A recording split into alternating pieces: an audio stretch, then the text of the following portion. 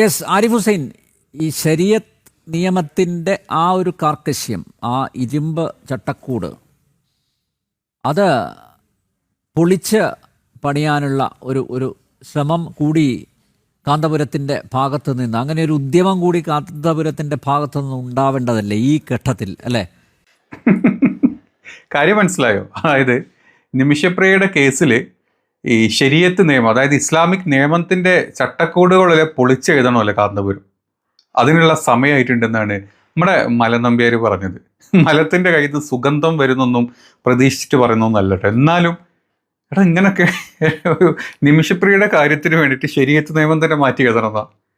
എവിടുന്ന് വരുന്നടാ നീയൊക്കെ എങ്ങനെ ഉണ്ടായി? എന്താണ് നമ്പ്യാർ, എന്ത് മലവർത്താനങ്ങളൊക്കെ ഈ മലൻ ടി വിയിൽ ഇരുന്ന് പറയുന്നത്? അത് ചോദിക്കുന്നതാണെങ്കിലോ പരമ എച്ചിനോണ്ടു. അതാണ് ഏറ്റവും വലിയ കോമഡി. Cake, ബാക്കിയോടെ cake. കാരണം ആ നിയമം, കർശനമായിട്ടുള്ള ആ നിയമവ്യവസ്ഥ നിലനിൽക്കുന്നത് കൊണ്ടാണല്ലോ നിമിഷപ്രിയയുടെ മോചനം വൈകുന്നത്, മറിച്ചൊരു തീരുമാനമെടുക്കാൻ സാധിക്കാതെ വരുന്നത്. അതുകൊണ്ട് ഇത്തരം ഘട്ടങ്ങളിൽ എങ്കിലും, അല്ലേ, ഈ ശരീഅത്ത് നിയമത്തിൽ ഒരു ഭേദഗതി വരുത്തുന്നതിനെക്കുറിച്ച് കാന്തപുരത്തെ പോലുള്ള മതപണ്ഡിതർ ആലോചിക്കേണ്ട സമയം അതിക്രമിച്ചില്ലേ? എൻ്റെ പൊന്ന് മലമേ, നിന്നോടൊരു കാര്യം ചോദിച്ചിട്ടുണ്ട്. ഏറ്റവും ബേസിക് ആയിട്ടുള്ള ഒരു കാര്യം. ഇന്ത്യ എന്ന് പറഞ്ഞ ഒരു ജനാധിപത്യ രാജ്യമാണ്, അല്ലേ? എല്ലാ മതങ്ങളും ഒരുപോലെ ഉണ്ട്. അതിൻ്റെ കൂടെ തന്നെ നമ്മുടെ ജനാധിപത്യ ഭരണ നിയമ സംവിധാനങ്ങൾ നമുക്കുണ്ട്. അതിൻ്റെ കൂടെ തന്നെ കുറച്ച് നമ്മൾ മതത്തിൻ്റെ നിയമങ്ങളും കൂടെ മിക്സ് ചെയ്തിട്ടുള്ള ഒരു ഭരണ സംഹിതയാണല്ലോ നമ്മൾ ഫോളോ ചെയ്യുന്നത്, അല്ലേ? നമ്മുടെ നാട്ടിൽ ഒരാളെ വധശിക്ഷയ്ക്ക് വിധിച്ച്, അത് സെഷൻ കോടതിയിൽ നിന്ന്, അതായത് താഴത്തെ കോടതിയിൽ നിന്ന് വന്നു, അത് മേൽക്കോടതിയിൽ പോയി, ഹൈക്കോടതിയിൽ പോയി, അവിടെ നിന്ന് സുപ്രീം കോടതിയിൽ പോയി, സുപ്രീം കോടതിയിൽ നിന്ന് വരെ ഒരാൾക്ക് വധശിക്ഷ വിധിച്ചു എന്ന് വിചാരിക്കും. പിന്നെ വധശിക്ഷ മാറ്റണമെങ്കിൽ പിന്നുള്ളത് ഒറ്റ ദയാഹർജി അങ്ങ് നമ്മുടെ രാഷ്ട്രപതിയുടെ അടുത്ത് വരെ എത്തണം. അത്രയാണ് നമ്മുടെ ഈ പറഞ്ഞ സ്ഥലങ്ങളിലൊക്കെ ഒരു വധശിക്ഷയ്ക്ക് വിധിച്ചു കഴിഞ്ഞാൽ തീരുമാനമായി, വധശിക്ഷയ്ക്ക് വിധിച്ചു. പിന്നെ നിന്നെ പോലത്തെ മലങ്ങൾ ഇങ്ങനെ ഇരുന്ന് പറയോ ഈ ഒരു കേസ് ഇങ്ങനെ ആയതുകൊണ്ട് നമുക്ക് ഇന്ത്യയുടെ ഭരണ സംവിധാനങ്ങൾ എന്നെ മാറ്റണം, തിരുത്തി എഴുതേണ്ട സമയമായി നിങ്ങൾക്ക് പറയടാ പോട്ടാ. എടാ മരപ്പൊട്ട, നീ ഒരു കാര്യം ആലോചിച്ച് നോക്കണം. അത് ജനാധിപത്യ രാജ്യമല്ല, മതരാജ്യമാണ്, ഇസ്ലാം മതരാജ്യമാണ്. അവിടെ ശരീഅത്ത് നിയമമാണ്. ശരീഅത്ത് നിയമത്തിൻ്റെ ഭാഗമായിട്ട് ശരീഅത്ത് കോടതിയിൽ നിന്ന് അവിടെ വധശിക്ഷയ്ക്ക് വിധിച്ചു. ഇപ്പം നമ്മൾ പോയിട്ട് നീയൊക്കെ ഈ കിടന്ന് ചാനലിൽ കുത്തിരുന്ന്, ഈ എച്ചിലിനൊക്കെ വിളിച്ചിട്ട് ചാനലിൽ കുത്തിയിരുന്നിട്ട് ഇസ്ലാമിൻ്റെ മതം തന്നെ, അല്ല ഇസ്ലാമിൻ്റെ ചട്ടക്കൂടുകൾ, ഇസ്ലാമിൻ്റെ ശരീഅത്ത് നിയമം തന്നെ നിമിഷപ്രിയയുടെ കാര്യം വന്നു കഴിഞ്ഞാൽ മതപണ്ഡിതർ, പ്രത്യേകിച്ച് കാന്തപുരം, ബാക്കിയുള്ള മതപണ്ഡിതരും കൂടി പൊളിച്ചെഴുതാമെന്ന് പറയാൻ നിന്റെ നാവ് പൊന്തിരുന്നെങ്കിൽ നീയൊക്കെ എത്ര വലിയ തോൽവിയാണെന്ന് ചിന്തിച്ചിട്ടുണ്ടോ? പരമോന്നത തോൽവിയാണ് നീ എന്നുള്ളത് നീ ഒന്ന് റിയലൈസ് ചെയ്ത് നോക്ക്. നീ ചോദിച്ച ചോദ്യം എത്ര വലിയ ബ്ലണ്ടറാണ്. വിഡ്ഢിത്തന്നല്ല, എന്തപ്പം അതിന് പറയാതെ അതിന് തരം താഴ്ന്നൊരു വേർഡ് എനിക്ക് പറയാനില്ല നിന്റെ വായിലോട്ട്, അല്ലെങ്കിൽ നിന്റെ അണ്ണാക്കിലോട്ട് തിരികാൻ വേണ്ടിയിട്ട്. നീ ആ ചോദിച്ച ചോദ്യത്തിൻ്റെ യുക്തി എത്രത്തോളം ഉണ്ട്, അതിൻ്റെ ഒരു കാഠിന്യം ഉണ്ടല്ലോ, കാഠിന്യമല്ല, അതിൻ്റെ ഒരു ത്രെട്ട് ഉണ്ടല്ലോ, അത് പറഞ്ഞുതരാൻ നിന്നോട് പറ്റാത്ത അവസ്ഥയായി. അതൊരു ചോദ്യം ഈ ചോദിച്ചത്. നാളെ ഇന്ത്യയിൽ വധശിക്ഷ വിധിച്ച ഒരാൾ ഉണ്ടെങ്കിൽ, അത് എന്തെങ്കിലും കാരണം കൊണ്ട് നമ്മളോ അല്ലെങ്കിൽ നമ്മുടെ മറ്റു രാജ്യത്തെ ഒരാളാണെങ്കിൽ, അവിടുത്തെ രാജ്യത്തെ ആൾക്കാരെല്ലാവരും കൂടെ ചർച്ച ചെയ്യാണ്, നമ്മുടെ ഇന്ത്യയിലത്തെ നിയമം അതങ്ങ് പൊളിച്ചെഴുതേണ്ട സമയമായിട്ടുണ്ട്, ഒരു വധശിക്ഷ വിധിക്കുകയാണ്, എന്ത് പരിപാടിയാണെന്നൊക്കെ ചോദിച്ചു കഴിഞ്ഞാൽ ആരെങ്കിലും വിടുക ചങ്ങായി? ഇത് അവരവിടെ ഉള്ള യമനിലുള്ള ആൾക്കാർ കേട്ട് കഴിഞ്ഞാൽ ഇസ്ലാം മതത്തിനെ വരെ പറഞ്ഞില്ല, അല്ലെങ്കിൽ മതത്തിൻ്റെ നിയമങ്ങൾ വരെ മാറ്റണമെന്ന് നീയൊക്കെ ഈ മലൻ ചാനലിൽ കുത്തിയിരുന്ന് തൂറിക്കഴിഞ്ഞാൽ, നീ ആ സ്വയം ആ തീട്ടം നിൻ്റെ മുഖത്തോട്ട് അങ്ങ് വാരി പൊത്തിയര്. ഈ നിമിഷപ്രിയ അവിടെ തൂക്കിലെട്ടി അവളെ ബോഡി ആയിട്ട് ഇങ്ങോട്ട് വരുമ്പോൾ നിനക്ക് പീസായിട്ട് മുറിച്ച് നീ കഴിച്ചോ? അതാവും നിനക്കൊക്കെ ഏറ്റവും ബെസ്റ്റായിട്ട് ചേരുന്ന പരിപാടി. ഇത്ര വലിയ ഊളത്തരം പറയലടാ ഊളെ, പ്ലീസ്.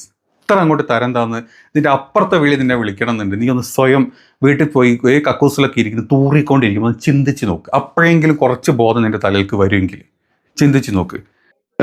ശരീഅത്ത് നിയമത്തിൽ അല്ലെങ്കിൽ ശരീഅത്തിൽ ഒരു പരിഷ്കരണം എന്ന് പറയുന്ന സംഗതി ഇസ്ലാമികമായിട്ട് നിലനിൽക്കുന്ന കാര്യമല്ല ഒന്ന്.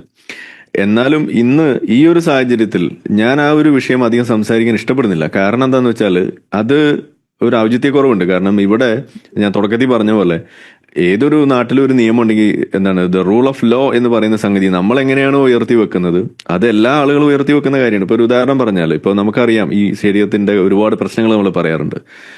ഏതാനും വർഷങ്ങൾക്ക് മുന്നേ സൗദി അറേബ്യയിലെ അവിടുത്തെ പ്രിൻസ് പറയുന്ന ഒരു കാര്യം, MBS പറയുന്ന ഒരു സ്റ്റേറ്റ്മെന്റ് ശ്രദ്ധിച്ചിട്ടുണ്ടാവും. അതായത് ഞങ്ങളുടെ നാട്ടിലെ നിയമങ്ങൾ പ്രശ്നമാണെന്ന് ഞങ്ങൾക്കറിയാം, എനിക്കറിയാം, ഇത് തിരുത്തണമെന്നും നമുക്കറിയാം. കാരണം ഇത് എന്താണ്, ഇറ്റ് ഈസ് എംബാരസിങ് എന്നാണ് പറഞ്ഞത്. ഇത് നാണക്കേട് ഉണ്ടാക്കുന്ന അന്താരാഷ്ട്ര സമൂഹത്തിന് മുന്നിൽ. ഒരു ഉദാഹരണം പറഞ്ഞാൽ സ്ത്രീകൾക്ക് പുറത്തിറങ്ങി നടക്കാൻ പറ്റായിക, ഈ മഹറം നിയമം, ഒറ്റയ്ക്ക് വണ്ടി ഓടിക്കാൻ കഴിയുന്നില്ല, അങ്ങനെ പല പല കാര്യങ്ങൾ പറയുന്നത്, അതൊക്കെ അവർ പലതും മാറ്റി. അപ്പൊ അതിന് അവർ പറഞ്ഞൊരു സ്റ്റേറ്റ്മെന്റ് ഉണ്ട് ഈ MBS. അതായത് സംഗതി ഇതൊക്കെ ഞങ്ങൾക്കറിയാം, ഇതൊക്കെ മാറ്റേണ്ടതാണെന്ന് അറിയാം, പക്ഷേ ഒരു റൂൾ ഓഫ് ലോ ഉണ്ടല്ലോ, അതിനനുസരിച്ചല്ലേ എനിക്ക് മുന്നോട്ട് പോകാൻ പറ്റും. കാരണം ഞാൻ ഇവിടുത്തെ ഭരണാധികാരിയും കൂടി ആകുമ്പോൾ അതിനനുസരിച്ച് എനിക്ക് മുന്നോട്ട് പോകാൻ പറ്റും. പക്ഷേ എന്നിട്ടും ഞങ്ങൾക്ക് ആകെ കൂടി അവൈലബിൾ ആയിട്ടുള്ള 100 ലോയേഴ്സിനെ വെച്ചുകൊണ്ട് ഇത് പൊളിച്ച് എഴുതിക്കൊണ്ടിരിക്കുകയാണ് ഞങ്ങൾ. അതിന് കുറച്ച് സമയമെടുക്കും എന്നാണ് പുള്ളി പറഞ്ഞത്. അപ്പോൾ റൂൾ ഓഫ് ലോ എന്ന് പറയുന്നത് അത് വളരെ പ്രധാനപ്പെട്ട കാര്യമാണ്. ആ സാധനത്തെ കീപ്പ് ചെയ്യണമെന്നാണ് നമ്മളെപ്പോലുള്ള ആളുകളൊക്കെ എപ്പോഴും പറയുക. ഇപ്പോൾ പാരലൽ ആയിട്ടുള്ള സംവിധാനങ്ങൾ ഒരുക്കുന്ന ആര് തന്നെ വന്നാലും, അതിപ്പോൾ ഈ ഇസ്ലാമിക തീവ്രവാദികളായാലും ഈ വലതുപക്ഷം തീവ്രവാദികളായാലും എല്ലാവരോടും നമ്മൾ ഒരേപോലെ പറയുന്ന കാര്യമാണ് നിങ്ങളൊരു കാര്യം ശ്രദ്ധിച്ചു, അവിടെ വലതുപക്ഷ തീവ്രവാദികൾ എന്ന് വായിന്ന് ആദ്യമായിട്ടാണ് തോന്നുന്നത് ആരിഫ് ഹുസൈൻ്റെ, നമ്മുടെ എച്ചിലിൻ്റെ വായിന്ന് ആദ്യമായിട്ട് അങ്ങനെ വെക്കുന്നത്. ഇന്നലെ ഒരു പോസ്റ്റ് ഞാൻ കണ്ടു. കുറച്ചൊക്കെ മുസ്ലിങ്ങൾ, മൊത്തത്തിൽ അങ്ങനെയല്ല, കുറച്ച് മുസ്ലിങ്ങൾ നല്ലതാണെന്നും പറഞ്ഞിട്ട് ഇമാതിരി പോസ്റ്റുകളൊന്നും പൊതുവേ ആരിഫ് ഇടാറില്ല. എന്തോ എവിടെ ഒരു കോട്ടം അല്ലെങ്കിൽ ഒരു മാറ്റം കിട്ടിയിട്ടുണ്ടോ എന്നൊരു ഡൗട്ടുണ്ട് ആരിഫിൻ്റെ ചില ഇപ്പോഴത്തെ വേർഡുകളിലും അല്ലെങ്കിൽ ചില എന്താ പറയുക എഴുത്തുകുത്തുകളിലും ഒക്കെ ഇങ്ങനെ പ്രതിഫലിച്ച് വരുന്നുണ്ട്. എന്താണെങ്കിലും നടക്കട്ടെ, കുഴപ്പമില്ല. ഏതായാലും ഇതുവരെ ആരിഫ് പറഞ്ഞ കാര്യമുണ്ട്. ശരീഅത്ത് നിയമം ഈ ഔചിത്യമല്ല, ഈ സമയത്ത് അത് ഔചിത്യ കുറവുണ്ട് അത് പറയാൻ എന്ന് ആരിഫിന് പോലും ബോധം വന്നെങ്കിലും നമ്മുടെ മല നമ്പ്യാർക്ക് ഇപ്പോഴും ആ ബോധം വന്നിട്ടില്ല. ആങ്കറാണ് ആ മൊത്തം ചർച്ച മുന്നോട്ട് കൊണ്ടുവന്ന ആങ്കറാണ്, മരപ്പൊട്ടനല്ലാണ്ട് വേറെ എന്താ അവനെ പറയാം. ഇവൻ്റെ ഈ ഒരു ഒറ്റ വീട് മതി നിമിഷപ്രിയൻ ഒരാളുടെ മൊത്തത്തിൽ തൂക്കിലേറ്റാൻ വേണ്ടിയിട്ട് ഇവൻ്റെ ഈ ഒരു ഒറ്റ വീട് മതി. എന്നാലും ആരിഫ് ഇച്ചിരി ഔചിത്യത്തോടു കൂടി തന്നെ സംസാരിച്ചു തോന്നുന്നുണ്ട് ഇതുവരെ. ഇവിടുന്ന് അങ്ങോട്ടുകൂടെ കേട്ടു നോക്കാം. സംവിധാനങ്ങൾ ഒരുക്കുക എന്ന് പറയുന്നത് അത് രാഷ്ട്രത്തിന്റെ നിലനിൽപ്പിനെ ബാധിക്കുന്ന വിഷയമാണ്. അത് തന്നെയാണ് ഇവിടെയും നമ്മൾ കാണുന്നത്. അതായത് ഇപ്പോൾ യമനിൽ അവിടെ ഒരു രാജ്യം, അതിപ്പോൾ നമ്മളെ സംബന്ധിച്ചിടത്തോളം അവിടെ ഒരു ഒഫീഷ്യൽ ഒരു എന്താ പറയുക ഒതന്റിക് ആയിട്ട് നമുക്ക് എടുത്തു പറയാവുന്ന ഒരു ഔദ്യോഗികമായ ഒരു പവർ ഉണ്ടെന്നൊന്നും നമ്മൾ പറയുന്നില്ലെങ്കിൽ പോലും അവിടുത്തെ ജനങ്ങൾ എന്താ കരുതുന്നത്, അത് അവരുടെ ഔദ്യോഗികമായ സംഗതിയായിട്ടും അവിടെയുള്ള കോടതികൾ അവർ ബഹുമാനിക്കുന്നതായിട്ടാണ് കാണുന്നത്. ഇപ്പോൾ നമ്മളിത് സംസാരിക്കുന്നതിന് ഏതാനും മണിക്കൂർ മുന്നേ ഈ താലാലിന്റെ സഹോദരൻ ഫേസ്ബുക്കിൽ പോസ്റ്റ് ഇട്ടിട്ടുണ്ട്. അതിൽ ഏറ്റവും ലാസ്റ്റ് വന്നിരിക്കുന്ന പോസ്റ്റ് ഞാൻ കണ്ടപ്പോൾ അതിൽ എഴുതിയിരിക്കുന്നത് എന്താണ്, മാധ്യമങ്ങൾ പറയുന്നു ഞങ്ങളുടെ രാജ്യമാകെ കുട്ടിച്ചോറാണ്, ഇവിടെ ഒരു സംവിധാനവുമില്ല എന്നൊക്കെ നിങ്ങൾ പറയുന്നുണ്ട്. പക്ഷേ ഇവിടെ ഒരു നിയമ സംവിധാനമുണ്ട്, ഇവിടെ ഒരു കോടതിയുണ്ട്, ആ കോടതിയുടെ വിധികളിലും ഉത്തരവുകളിലും പൂർണ്ണ വിശ്വാസവും എനിക്കുണ്ട്. അതുകൊണ്ട് തന്നെ ദൈവത്തിന്റെ യഥാർത്ഥ നിയമങ്ങൾ അതിന്റെ അടിസ്ഥാനത്തിൽ നടപ്പിലാക്കേണ്ട ശിക്ഷാവിധികൾ അത് അതേപോലെ നടപ്പിലാക്കാൻ സാധിക്കുമെന്നാണ് നമ്മൾ പ്രതീക്ഷിക്കുന്നത് എന്ന തരത്തിലുള്ള ധ്വനി വരുന്ന രീതിയിലുള്ള വാചകങ്ങൾ ഉപയോഗിച്ചുകൊണ്ട് ഈ കുറിപ്പിട്ട് വെക്കുമ്പോൾ നമ്മൾ അതിൽ നിന്ന് മനസ്സിലാക്കേണ്ടത് എന്താണ്, നമ്മൾ എങ്ങനെയാണോ നമ്മുടെ നാട്ടിലെ ഈ റൂൾ ഓഫ് ലോയെ ഉയർത്തി വെക്കുന്നത് അത് തന്നെയാണ് യമനിലെ പൗരനായിട്ടുള്ള തലാലിന്റെ സഹോദരനും അവിടെ ഉയർത്തി വെക്കുന്നത്. അതിനെ നമുക്ക് മാനിച്ചേ പറ്റുള്ളൂ. അതാണ് ഇതിലെ കാര്യം എന്ന് പറയുന്നത്. അപ്പോൾ അത് കറക്റ്റാണ് ആരിഫ് പറഞ്ഞത്. ഞാൻ നേരത്തെ പറഞ്ഞത് ആരിഫ് വളരെ സത്യമായിട്ടുള്ള കാര്യമാണ് പറഞ്ഞത്. അവിടുത്തെ റൂളും കാര്യങ്ങളൊക്കെ അവിടെ ഉണ്ട്. നമ്മുടെ അവിടുത്തെ മാധ്യമങ്ങൾ വന്ന് കുത്തിയിരുന്ന് പറയും അത് യൂട്യൂബേഴ്സ് അങ്ങനെ വീഡിയോ എന്ത് ഇങ്ങനെ വീഡിയോ, യൂട്യൂബേഴ്സ് അല്ല ഇങ്ങനത്തെയും വീഡിയോ ചെയ്യുന്നത്, ഇവനെ പോലത്തെ മരവാണങ്ങളായിട്ടുള്ള മലവാണങ്ങളാണ് ഇങ്ങനത്തെ വീഡിയോസ് ഇരുന്ന് ചെയ്യുന്നത്. അവിടെ അങ്ങനെയാണ്, അവിടെ എങ്ങനെ, അവിടെ കുത്തഴിഞ്ഞ് കിടക്കുകയാണ്, അവിടെ അതാണ് ഇവിടത്താണെന്നൊക്കെ പറഞ്ഞിട്ട് പിന്നെ അവിടുത്തെ നിയമം വരെ മാറ്റണമെന്ന് കുളച്ചോണ്ടിരിക്കുന്ന കൊണടിക്കുന്ന കൊണ നമ്പ്യാർ. ഏതായാലും ആരിഫ് ആ ഉത്തരം കൊടുത്തത് കറക്റ്റായിട്ടുണ്ട്. നമ്മൾ ഇങ്ങനത്തെ കാര്യങ്ങൾ കണ്ടു കഴിഞ്ഞാൽ നമ്മളത് യെസ് ഉണ്ടെങ്കിൽ യെസ് എന്ന് പറയണം അല്ലേ, കറക്റ്റ് ആണെങ്കിൽ. ഇനി ഈ ഒരു അവസരത്തിൽ നമ്മൾ ഇതിനെ ഈ ഇസ്ലാമിന്റെ ഈ ഒരു വിഷയത്തിലെ പ്രശ്നത്തെ അഡ്രസ് ചെയ്യാൻ വേണ്ടി ഇറങ്ങി തിരിച്ച എന്താ ഉണ്ടാവുക എന്ന് പറഞ്ഞു കഴിഞ്ഞാൽ ഇപ്പോൾ തന്നെ നമ്മൾ കാണുന്നു ഈ വിഷയം വന്നതിന് ശേഷം നമ്മളിവിടെ എന്ത് പറഞ്ഞാലും, പ്രത്യേകിച്ച് ഈ AI ടൂൾസും ഇന്റർനെറ്റും ഉള്ളതുകൊണ്ട് നമ്മൾ മലയാളത്തിൽ എഴുതിയിട്ടാൽ പോലും ഒരു ട്രാൻസ്ലേറ്റ് ദിസ് എന്നുള്ള ഒരു ബട്ടൺ അവിടെ അമർത്തി കഴിഞ്ഞാൽ അത് പച്ച അറബിയിലേക്ക് അത് മാറുകയാണ്. അത് അവർക്ക് വളരെ ക്ലിയർ ആയിട്ട് വായിക്കാൻ പറ്റുന്ന സംഗതികളായി മാറുന്നതുകൊണ്ട് നിലവിൽ ഈ വിഷയത്തിൽ നമ്മളൊരു പരിഹാരത്തിന് വേണ്ടി ശ്രമിച്ചുകൊണ്ടിരിക്കുമ്പോൾ മോചനം ലഭിക്കുക അല്ലെങ്കിൽ ആ വധശിക്ഷ ഒഴിവാക്കി കിട്ടുക എന്നുള്ളൊരു ശ്രമം അതിപ്പോഴും തുടരുന്ന ഘട്ടത്തിൽ അതിനുവേണ്ടി ഉള്ള പരിശ്രമം വളരെ കൂടുതൽ വേണ്ട ഈ ഒരു ഘട്ടത്തിൽ നമ്മളത് പറഞ്ഞാൽ അത് ബാക്ക് ഫയർ ചെയ്യാൻ ഉള്ള ഇടയുള്ളതുകൊണ്ട് ഞാനത് നിൽക്കുന്നില്ല. പക്ഷെ എന്നാൽ ഒറ്റവാക്കി പറയുകയാണെങ്കിൽ വധശിക്ഷ എന്ന് പറയുന്ന സംഗതി നമ്മുടെ നാട്ടിലുണ്ട്, അത് ഈ പറയുന്ന സൗദി അല്ലെങ്കിൽ അറബ് രാഷ്ട്രങ്ങളിലുണ്ട്. പക്ഷേ വ്യത്യാസം എന്താണ്, നമ്മുടെ നാട്ടിൽ അത് നടപ്പിലാക്കുന്ന രീതിയും അതുപോലെ മറ്റുള്ള ഒരു സ്ഥലത്ത് അത് നടപ്പിലാക്കുന്ന രീതിയും അതിന്റെ പിന്നിൽ പ്രവർത്തിക്കുന്ന പ്രിൻസിപ്പിൾസും ഡിഫറൻസ് ഉണ്ട്. എന്ന് വെച്ചാൽ നമ്മുടെ നാട്ടിൽ അത് വളരെ റെയറായിട്ട് കഴിയുന്നത് ഒഴിവാക്കാൻ പറ്റുന്ന എന്തെങ്കിലും ഒരു സാധനമാണെങ്കിൽ ഒഴിവാക്കാൻ പറ്റുന്ന പരമാവധി ശ്രമം നടത്തിയിട്ടാണ് അത് നമ്മളത് നടപ്പിലാക്കാൻ വേണ്ടി ശ്രമിക്കുന്നത്. മനുഷ്യാവകാശ പ്രവർത്തകർ അപ്പോൾ അതിനെതിരാണ്. പ്രവർത്തിക്കുമല്ലോ.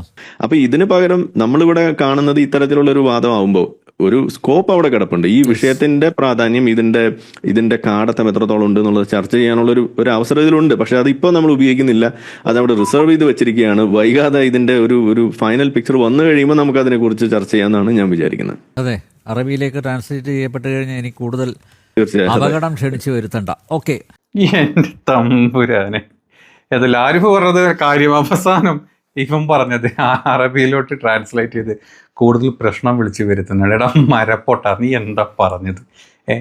ഒരു നിയമം തന്നെ മാറ്റണം, അല്ലെ ശരീഅത്ത് ഇസ്ലാം നിയമം തന്നെ പൊളിച്ചെഴുതണം, ചട്ടക്കൂടുന്ന് പുറത്തോട്ട് വരണം, കാന്തപുരം അതിന് ശ്രമിക്കേണ്ടതെന്ന് ചോദിച്ചു കഴിഞ്ഞാൽ, ഈ കാന്തപുരമൊക്കെ ഇത്രയും കഷ്ടപ്പെട്ടിട്ട്, കാന്തപുരം ഉസ്താദും അവരെ ആളുകൾ, ഈ പറഞ്ഞ ആളുകൾ ഇത്രയും കഷ്ടപ്പെട്ട് ആ വധശിക്ഷ നീട്ടിവെച്ച് ഇനി അതെങ്ങനെ അത് ഒഴിവാക്കാനുള്ള കാര്യം ചെയ്തുകൊണ്ട് കിടക്കാൻ എനിക്ക് മൊത്തം മാറ്റണം എന്നൊക്കെ പറഞ്ഞാൽ, സത്യം പറഞ്ഞിട്ട് ഇവനൊക്കെതിരെ കേസ് കൊടുക്കണം ഈ കാര്യത്തിൻ്റെ പേരിൽ. നിങ്ങളൊന്ന് ആലോചിച്ച്, ഈ കാര്യം പറഞ്ഞിട്ട് ആളുകൾ ഇവിടെ എത്രയും സീക്രട്ടായിട്ട്, ഈവൻ ഇന്ന് റിപ്പോർട്ട് വരെ വന്നു, കാന്തപുരത്തിൻ്റെ ഓഫീസിൽ നിന്ന് വരെ റിപ്പോർട്ട് നമ്മൾ കണ്ടു. അതായത് ഇത് കൊട്ടി ഘോഷിച്ച് ഞങ്ങൾ ചെയ്യുന്ന ഓരോ പോയിന്റും വിളിച്ച് പറയാൻ പറ്റില്ല, അവിടെ ആ രീതിയിലാണ് കാര്യങ്ങൾ ചെയ്യുന്നത്. ഒരു ബുദ്ധിമുട്ടില്ലാത്ത രീതിയിൽ എങ്ങനെയെങ്കിലും സോൾവ് ആക്കി ക്ലിയർ ചെയ്ത് വരാൻ വേണ്ടിയിട്ടാണ് അവർ കഷ്ടപ്പെട്ടുകൊണ്ടിരിക്കുന്നത്. അതിൻ്റെ ഇടയ്ക്ക് ഇവനെ പോലത്തെ വാളകളും വാഴകളും ഇങ്ങനെയൊക്കെ വന്ന് സംസാരിച്ച് കഴിഞ്ഞാൽ, ഇതിൽ ആരിഫ് പറഞ്ഞ കറക്റ്റാണ്. ആരിഫിനെ കാര്യം കറക്റ്റായിട്ട് മനസ്സിലായി. ഇപ്പോഴല്ല ഇസ്ലാമിൻ്റെ നിയമം മാറ്റലും കുറിക്കലും.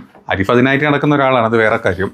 ആരിഫിന് അത് മാത്രം മതി. ഇസ്ലാം വിരോധവും മുസ്ലിം വിരോധവും മാത്രം അത് ആഹാരമാക്കി അത് ഉരുട്ടി വിഴുങ്ങി ജീവിക്കുന്ന മനുഷ്യനാണ് ആരിഫ് എന്ന് പറഞ്ഞത്. അപ്പം ആരിഫിന് പോലും ഈ ഒരു അവസരത്തിൽ ഇച്ചിരി ബോധം വെച്ച്, ഇതിപ്പോൾ ഞാനിവിടെ ഇപ്പോഴത്തെ ഇസ്ലാം വിരോധം, പക്ഷേ കഴിഞ്ഞ മുമ്പത്തെ 2-3 ഇതിൽ കാന്തപുരത്തിനെ എന്താ പറയുക തീവ്രവാദിയാക്കി, ഹൂത്തികളെ തീവ്രവാദികളാക്കി, അവിടെ അത് ചെയ്യുന്ന മൊത്തം മലയാളികൾ, ഇതിനെ സപ്പോർട്ട് ചെയ്യുന്ന മലയാളികളെ മൊത്തം തീവ്രവാദമാക്കിയിരുന്നു. അന്ന് എനിക്കൊന്നും എവിടുന്നോ നല്ല മേട്ടോ നല്ല പെട കിട്ടിയിട്ടുണ്ട്, അല്ലെങ്കിൽ നല്ല കണക്കിന് ആരിഫിന് അണ്ണാക്കിലേക്ക് ഇട്ട് കൊടുത്തിട്ടുണ്ട് ആരോ. ആ പേടിച്ചിട്ടാണ് ഇപ്പം ഇവിടെ വന്നിട്ട് ഇങ്ങനെ വർത്താനം പറഞ്ഞതും. ഈ പറഞ്ഞു കഴിഞ്ഞപ്പം നമ്മുടെ മലൻ നമ്പ്യാരുടെ അണ്ണാക്കിലിട്ട് അടിയിപ്പോയി സത്യത്തിൽ. എൻ്റെ പൊന്ന് നമ്പ്യാരെ, നിനക്കൊന്നും അറിയില്ല, നിനക്കൊന്നും ബോധവും വിവരവും ഇതും ഇല്ല. ഈ ഒരു ഇസ്ലാം വിരോധം ഇത് മാത്രമേ ഉള്ളെങ്കിൽ, നിൻ്റെ വായന ചാണകം മാത്രമേ വരുന്നെങ്കിൽ നീക്കൊന്നും മിണ്ടാണ്ടിരിക്കും. നീ വേറെ വല്ല ന്യൂസൊക്കെ എടുത്ത് വായിക്കും. അതിൽ ന്യൂസിലൊന്നും എടങ്കോലും തലങ്കോലും തലയിടാൻ വരല്ലേ എൻ്റെ പൊന്നു ചുണാപ്പിയെ, പ്ലീസ് നിർത്ത്.